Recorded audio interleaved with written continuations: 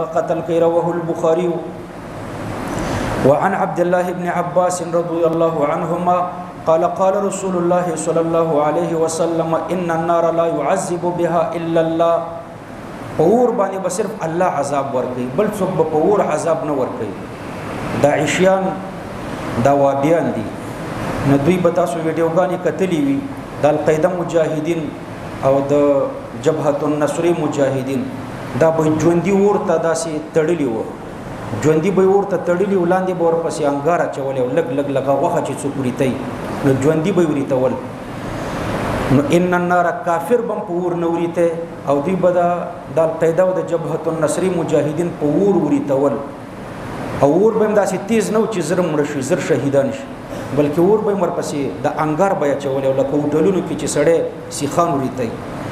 نو ان النار لا يعذب بها الا الله، ور باندې عذاب نه ورکي مگر یو الله ورکي. رواه البخاري.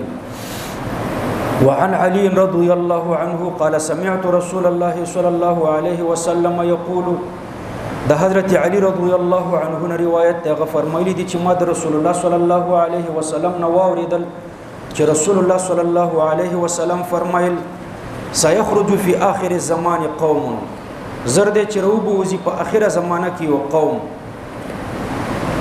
دا خوارج دي.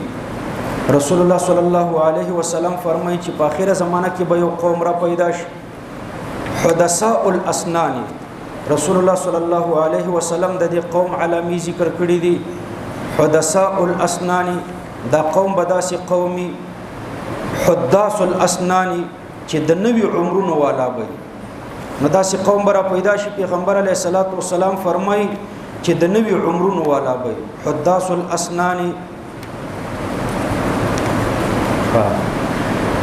سفهاء الاحلام، او دا به قمق الخلقي يقولون من خير قول البريه. دا علامه د خوارج په دې روان حدیث کې ان شاء الله درته ذکر کوم. ټول علامه د خوارج دا روانه صفحه کې یو حدیث راځي، التبدا ټول علامه د خوارج د الله پاک په توفیق بیان. نو یو علامه د خوارج دا سيخرج قوم، پیدا بشي قوم فی آخر الزمان، په اخره زمانہ کې حداث الاسنان، دوی بدنوي عمرونو والای نوجوانان اهل حدیث پېښور.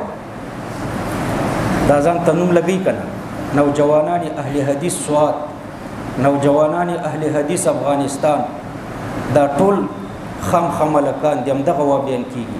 د پاخه عمر والا دوی نه وابیان کوي، کوشش پدې نوجوانانو باندې کوي. نو یو علامه دا ده چې حداث الاسنان. دویم دا چې سفهاء الاحلام یعنی ضعفاء العقول، ضعیف به په اعتبار د عقلونو، نن به پنځپیری سبب وابي بل سبب قادیانی، نو عقل کم ده. یقولون من خیر قول البریه، دوی بوای من خیر قول البریه د بهترین قول د بریه، یعنی قرآن او حدیث به وړاندې کوي. من خیر قول البریه، خیر قول البریه قرآن او حدیث دی کنه، نو په خله به د قرآن او د حدیث دعوه کوي. لا یجاوز ایمانهم حناجرهم، تجاوز بنه کوي ایمان د دوی د دې مړی او د دوی نه. یمرقون من الدین کما یمرق السهم من الرمیه، دوی به د دین نه داسې وځي لکه غشه چې د ښکار نه وځي. نو د دین نه به داسې وځي لکه غشه چې د ښکار نه وځي. غشه چې د ښکار نه وځي نو یمرقون من الدین، دوی به د دین نه داسې وځي کما یمرق السهم من الرمیه، رمیه یعنی المرمیه لکه غشه چې د ښکار نه وځي. غشه چې د ښکار نه وځي په هیڅ باندې ککړ نه وي، هیڅ هم پکې نه وي، یعنی نه وینه ورکې وي نه خوشیان پکې وي، خالی وتلی. نو د دین نه به داسې خالی الیدین وځي. فاینما لقیتموهم، پیغمبر علیه السلام فرمایي په هر ځای کې چې تاسو د دې خوارجو سره مخ شوئ فاقتلوهم، نو دا قتل کوي. فإن فی قتلهم اجرا لمن قتلهم یوم القیامة، د دوی په قتل کې اجر دی د هغه چا د پاره چې د اوجل د قیامت په ورځ. نو په دې حدیث کې د خوارج ذکر راغلو تفصیلی